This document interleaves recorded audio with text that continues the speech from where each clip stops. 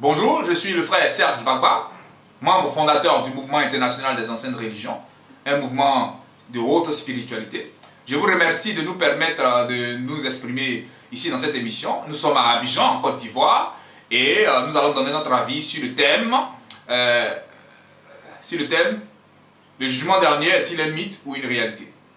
Alors, pour comprendre ça, il faut comprendre à peu près l'essence, il faut comprendre d'où ça vient, pourquoi on parle de jugement. Vous prenez un homme qui a été créé, qui est arrivé à un moment de son développement, à faire entrer à l'intérieur de lui deux connaissances. La connaissance du bien et la connaissance du mal. Ok? Il décide de faire un chemin spirituel pour ôter l'une des connaissances en lui. Ok? Alors, au cours de son chemin, il va se fabriquer des corps, il va naître de nouveau. Il va non seulement mourir, c'est-à-dire se battre contre ses défauts ou contre ses vertus. Ok? Et il va se fabriquer des corps avec son sperme. Quand on dit l'eau est la source de vie, l'eau ici dont on parle, c'est le sperme. Naître de nouveau, c'est naître avec son sperme, puisque c'est à partir du sperme qu'on peut donner la vie quelque part. C'est la seule eau de cet univers qui donne la vie. L'eau qu'on boit, ça ne donne pas la vie. Alors, il va marcher, cristalliser des corps, fabriquer des corps, ok? Et puis, arrivé un moment, il va recevoir un fils unique, ok? Quand vous lisez la Bible, quelque part dans la Bible, il est écrit, voilà mon fils unique, celui qui ôte le péché du monde. Ici, le péché, ici, c'est une autre vérité, c'est la connaissance du mal par rapport à celui qui dit que voici mon fils. Je prends un exemple simple. Les enfers ont leur vérité, le paradis a sa vérité. Ok? La vérité des enfers, la vérité du diable, c'est mensonge pour le paradis. La vérité du paradis, c'est mensonge pour les enfers. Donc, en fonction de la démarche spirituelle que l'individu va faire, en fonction de ce qu'il veut devenir, un habitant des enfers ou un habitant des cieux, il va se fabriquer des corps, et puis arrivé à un moment de son développement, il va recevoir un fils unique.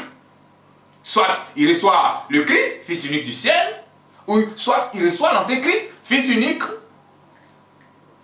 des enfers. Ok?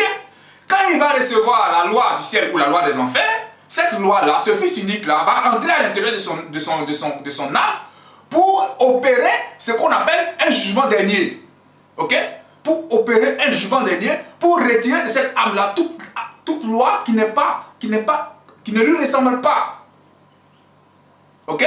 En deux termes, si vous cristallisez l'antichrist va opérer dans votre âme un jugement, ok?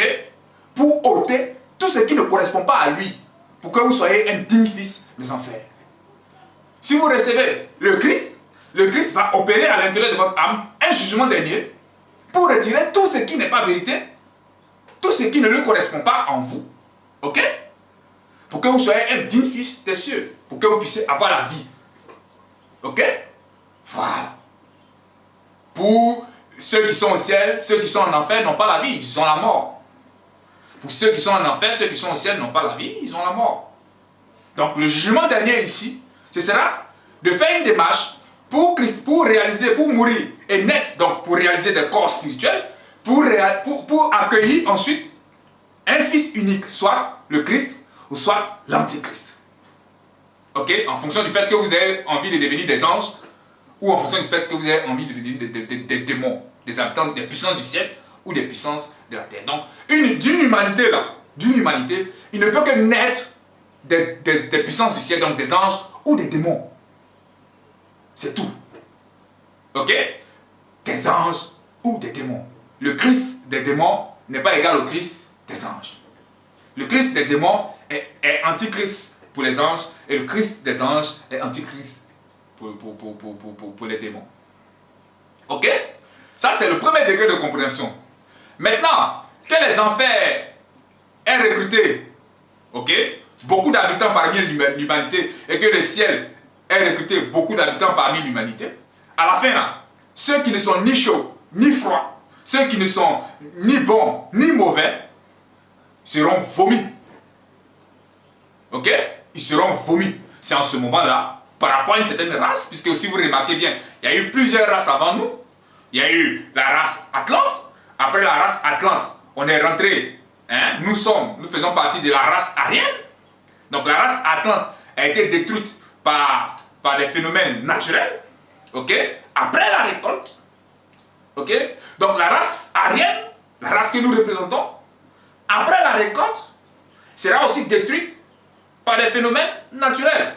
Quand ils vont se rendre compte qu'ils ne peuvent plus ensemencer, quand ils vont se rendre compte qu'ils ne peuvent plus, de cette humanité ne peut plus naître des démons ou des anges, cette humanité sera détruite, comme la race aryenne a été détruite. Comme les dinosaures, le temps des dinosaures, il y a eu une destruction naturelle. Voilà, on peut dire aussi que la destruction finale de cette race-là, à la fin de la récolte, hein, peut être interprétée comme étant aussi un jugement dernier. Voilà, donc je vous ai donné le point de vue du mouvement international des anciennes religions, le point de vue mystique de la chose. Vous devez comprendre que la Bible, le Coran, a une contrepartie mystique, hein, que seuls les initiés connaissent. Voilà. Allez, portez-vous bien. Merci beaucoup de nous avoir écoutés.